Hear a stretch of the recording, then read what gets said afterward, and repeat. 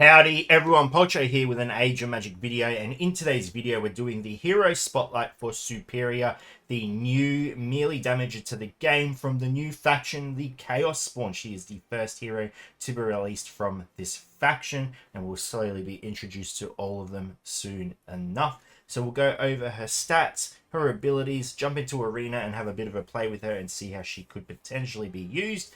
Keep in mind, though, she is the only one so far, so her synergy is pretty invisible at the moment until we see some more of the characters. But coming in with the stats, her hit points come in when completely maxed out near 24 million. Her speed is 259, armor 282k, magic damage resistance 314k, basic damage 3.1 million, crit hit chance 46, and critical damage is 4.2 million. And her more in-depth stats are here. Feel free to pause it and take any information you need and use it how you see fit. There you go. So we'll jump into the arena now. We'll go over her abilities, non-awakened and awakened, and have a bit of a mess around and see what she is capable of. Jumping into the arena, we have Superia's basic attack. Scythe Swing performs an attack on one target. The attack ignores damage reduction effects, as well as armor and shields. Awakening's ability, this attack cannot miss or be dodged. So jumping over and having a look at what the animations look like. Got 5 gatekeepers here. Pretty intense matchup, but we're going to go ahead and just attack. Did 5.8 million, not bad. We get struck back. That is fine. They're going to do a few hits. So nothing insane about this ability in terms of a basic. I mean, we've seen some pretty nasty basic abilities lately, and this one is on the lower side of what it can perform, but it's good to always dodge shields. There are so many characters that can gain shields these days, so it's always nice if you can slip past, maybe get a little bit of an execution in somehow. Other than that, yeah, pretty standard basic attack. Moving on to her second ability, we have Slice. Performs an attack on all enemies. Cast Vulnerability on self for 2 turns, ignoring Fortitude. Cast Strike Back on herself for 2 turns. Superior counters any assault with her basic attack. The damage of this attack is increased by 50%. In the arena and the tournament, Superior removes a random buff from every enemy that received damage. Moving to the Awakening, she heals herself for 50% of that damage. Could be quite valuable. As you can see, they're trying to make this, I assume, faction more valuable in PvP. So this Awakening could have its worth in tournament where you're trying to end fights with as much HP as possible. Self-healing is always quite valuable. Now, going over the ability itself, quite a fair bit to it. Number one, she casts Vulnerability on herself.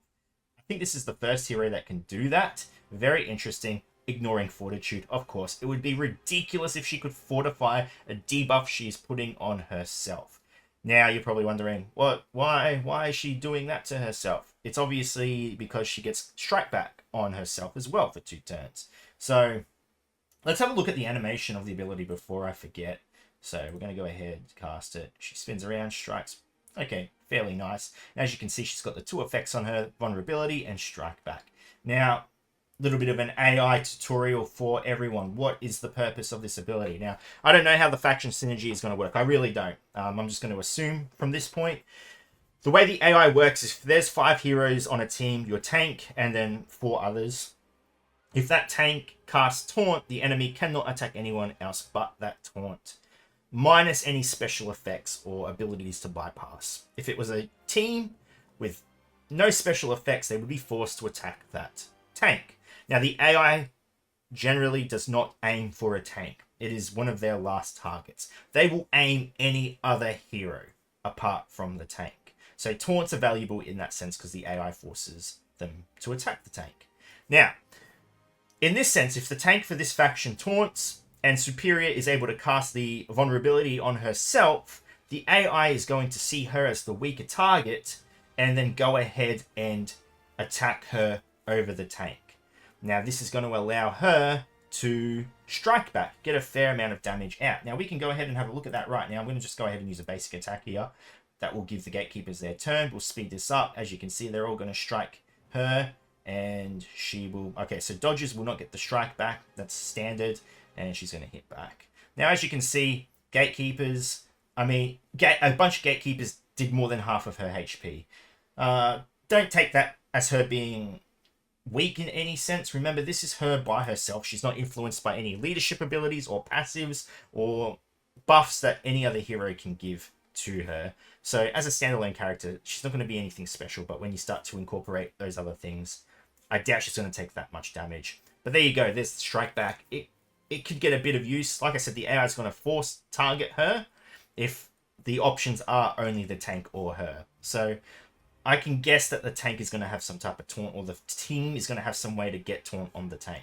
So just keep that in mind. I think it has its value. She does not heal from the strike back. She only heals from the initial damage of the ability. So keep that in mind. Jumping to her third ability, we have Reaping. Performs 2 attacks in a row on one target. If the target has less than 50% HP after the attack, she performs an additional basic attack on them. If the target dies after using the ability, Superia restores 40% of her maximum HP. So let's go ahead and look at the awakening of the ability. If the target dies, ability cooldown is reduced by 2.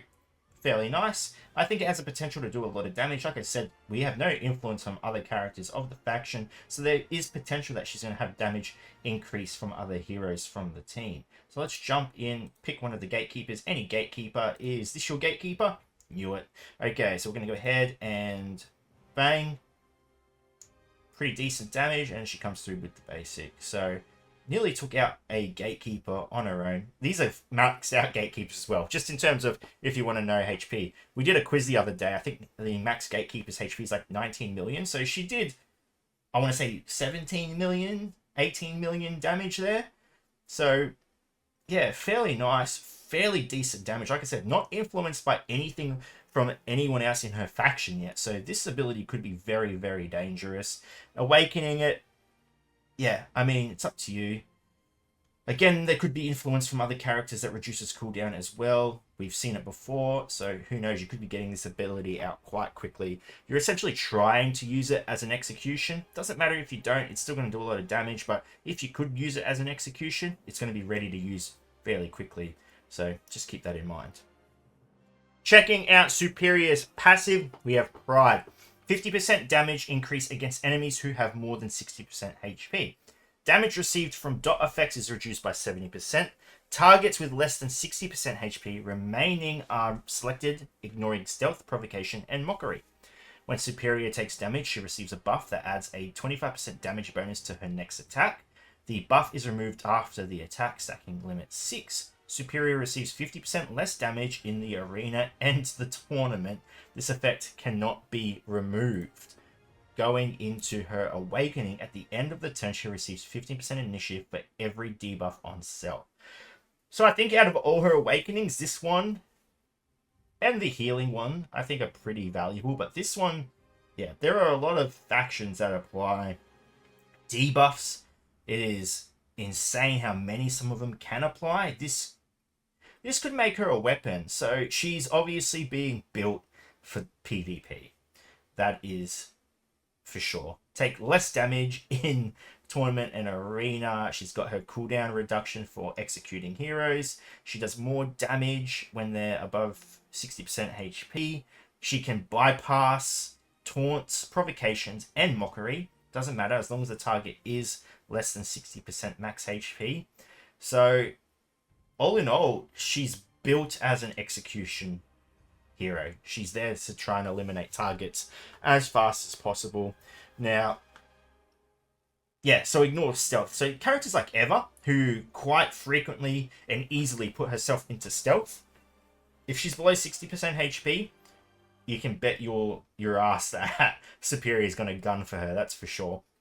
And she can get a lot of damage boost quite quickly. So getting all this damage stack and then using her execution ability, oh, she could eliminate targets quite quickly.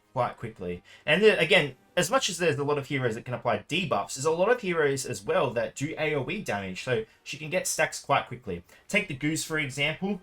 You know, you look at their whole team. I'm pretty sure their whole first turn is an AoE from everyone. I don't know the exact order. Siri starts off with her AoE, then Skara does her I mean, it's not a direct AoE, but it can hit multiple targets. She does her AoE. Then you've got Impus, who does his AoE. Again, not a direct AoE. It does hit random targets, but again, it's hitting multiple targets, so it could hit Superia, for example. Then you've got Omphis, who again does an AoE, and if for some reason that AoE misses the Superia, he will follow up with a support attack. Not to mention any of the other heroes. If they miss their AoE on Superia, he will follow up with a support attack to hit her. And then you've got Sekman, who again will use his AoE first, I believe. I believe he uses his AoE first. So you get an instant pretend in this example, Superia goes last in this rotation. Those 5 moves, she gets 5 stacks from that. They're not even aiming her. They're just doing AoE. AoE, AoE, AoE, AoE. She's got a 125% damage increase on her next ability. It's just fun theory crafting. But there you go. There is Superia, a very interesting hero, designed to be an executioner, designed to be resilient in arena and tournament. So yeah, there you go. Very powerful hero in terms of damage. Though in terms of utility, there's not a lot to her. I think really you're only looking at her healing, her self-healing from that one awakening in terms of utility and survivability. I guess if you want to count the damage reduction when being in arena or tournament, sure, go for it. But yeah, just built as a damage dealer. That's what you're looking at. Anyway, ladies and gentlemen, thank you so much for watching. If you have any questions, feel free to leave a comment below. I will answer it to the best of my ability. Wherever you're around the world. Until next time, please take care of yourself.